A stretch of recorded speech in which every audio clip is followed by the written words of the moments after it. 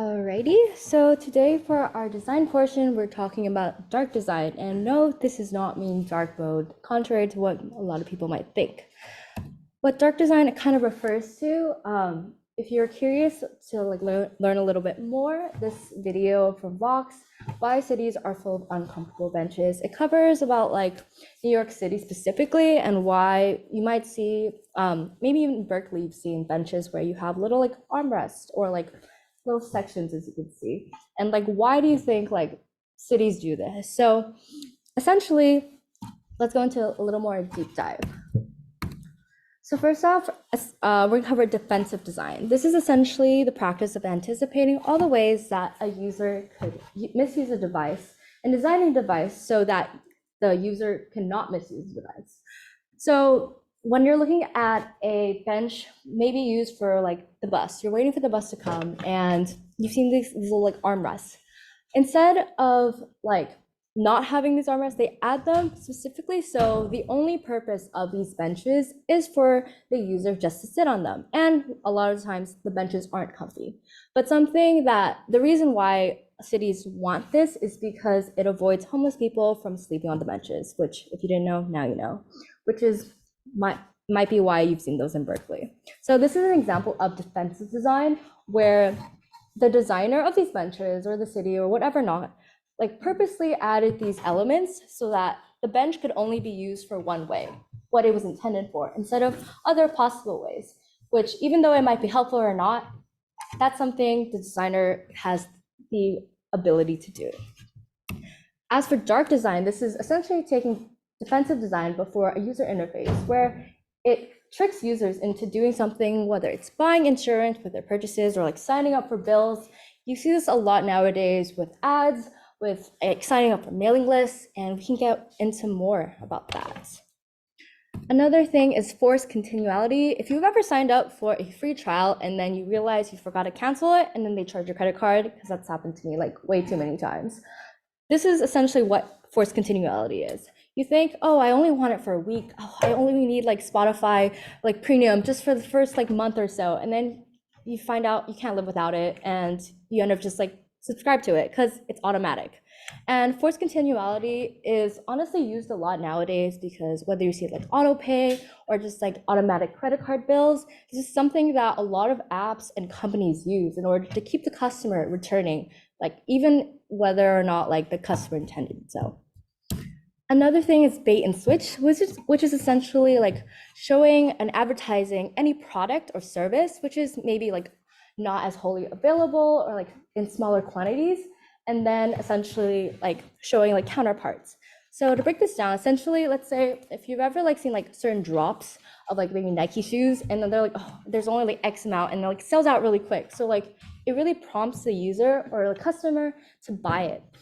So anything that says limited edition, only 100 of these items will be sold, get yours today. That's what a lot of advertising might use. So that kind of language really pushes the consumer to really buy the product, even if you don't really need it. Another example is, let's say it's you get a coupon for signing up for their mailing list, but now your email is flooded with emails about their new products, their new drops, and all that stuff, which then prompts you maybe to buy more of their products. It's essentially a bait and switch. They bait you into signing up for something, and then it makes you spend more money. Honestly, that's 2023 for you. Some asshole designs. Okay, I don't know if you can see this. I'm gonna turn off the lights. That's turning on the lights. Okay. Hopefully you can still see. So notice how once you click the enter button, it makes you essentially, there's a little thing at the top where it says, I don't know if you can still see it, but it's really fast, sorry about that. But essentially it says allow or block, and it doesn't allow you to do anything else though.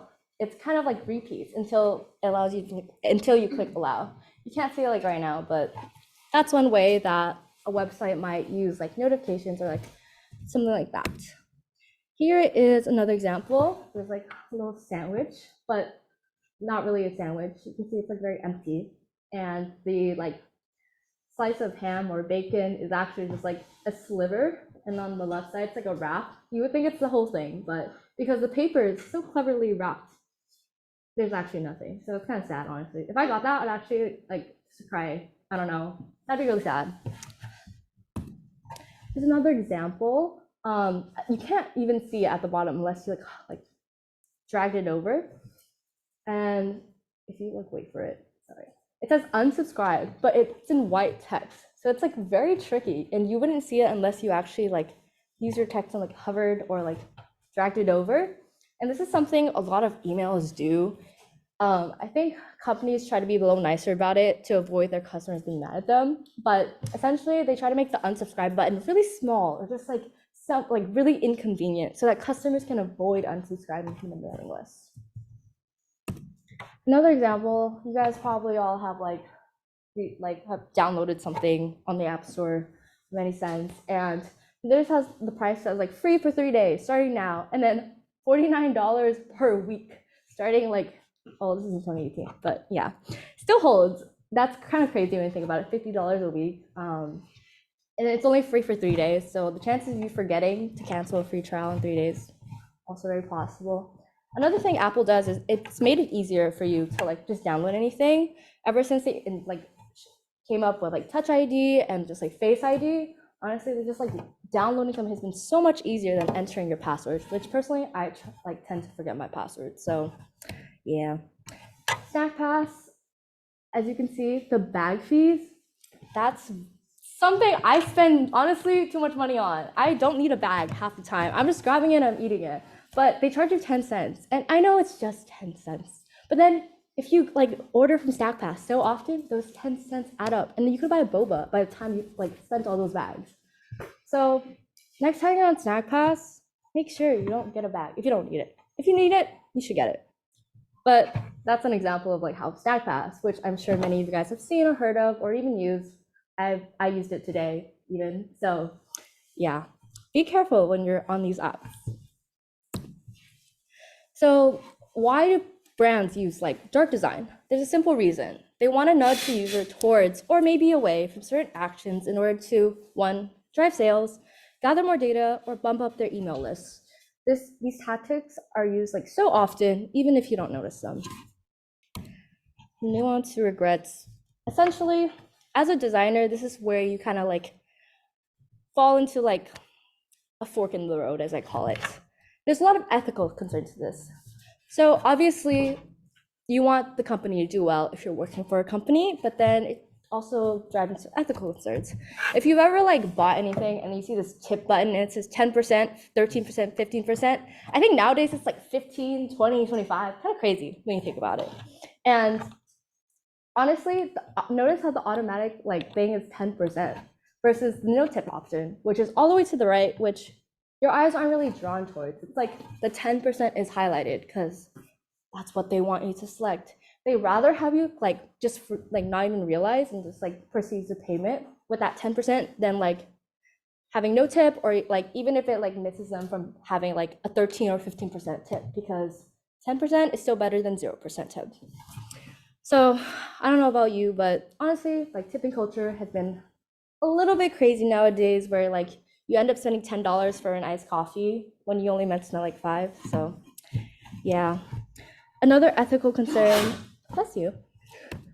In 2015, the Google Photos algorithm, basically one of the software engineers called out Google Photos algorithm for misclimbing gorillas and having, as you can see, not gorillas on there. And this is an example where AI, while AI is something that is clearly not like a human and is what a lot of people say the future, every like artificial intelligence you use, maybe ChatGPT, Notion AI, they've all been made by humans, and humans will always have bias. And as you can clearly see here, this is an example, and this is exactly what we want to avoid. This is not like good design, nor in any sense good at all. Facebook also has a crazy like emotional manipulation experiment back in the day. You should also read into that. But essentially, what does this mean for designers at a high level? As a designer, it's your responsibility towards both the brand and the user, and not to serve just one.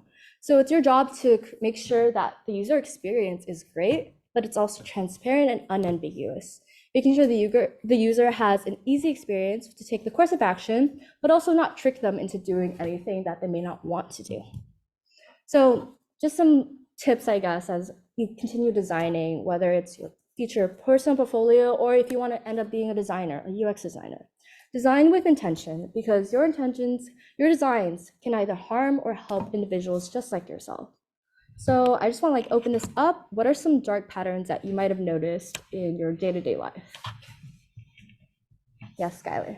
With tips, I've noticed that they don't even give you the mentor option. You have to do custom templates. Ah, that's a good point. That's actually like something that I feel like a lot of like restaurants have been doing nowadays. Like maybe before they didn't think of that, but now that's definitely something I've seen. That's a good one. Thank you.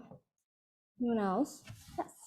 On the website, you have to sometimes there's a notice but like half of the time you have to do in manage cookies and deselect everything and then click. Yeah, for sure. A lot of times, if you guys don't know what cookies are, essentially, you might have seen like, oh, like allow website to like get the cookies. It's like tracks your data essentially. And a lot of times that company or website will use your data, sell it, whatever not the company wants to do with that. So yeah, honestly, that's something that's super common nowadays. Like cookies, you just click it without even thinking. And you're selling your data without even like realizing. And it turns out you can't even use some websites without allowing cookies. So yeah, thank you. Anyone else? I would say like there's some sites where you can read articles and then get refills so they drop it off and then you have to sign up for emails. Oh yeah, definitely 100%. There's a lot of those where like, oh, sign up for a mailing list and you can read the rest of this article. It's kind of a pain in the ass, like pin the butt if you just want to just read that one article, but suddenly you're signed up for a whole mailing list and you get emails like every other day. So definitely a good one, Jessica. Thank you. Anyone else?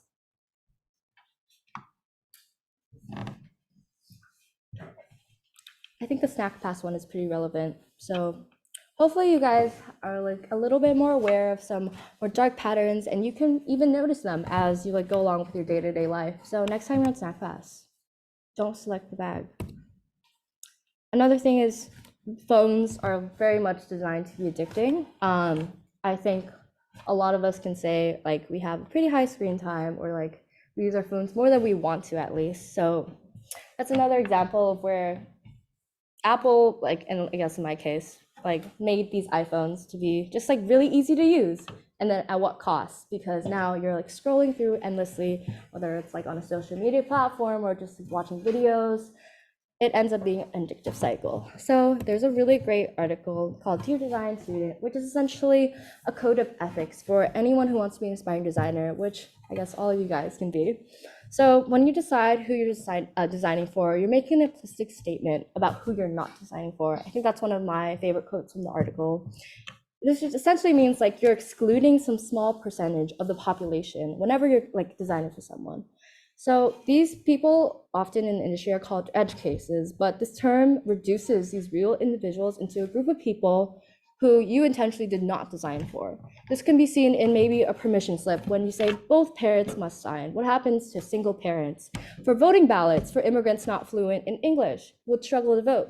These are just small, tiny things you might not think about when you're designing, but they are real individuals out there who should be a part of the group that you're designing for. So make sure you keep in mind your audience and your users when you're targeting like your target audience, making sure you're aligning with the company's interests if you're working for someone, but also making sure that you're reaching everyone and not just a few individuals.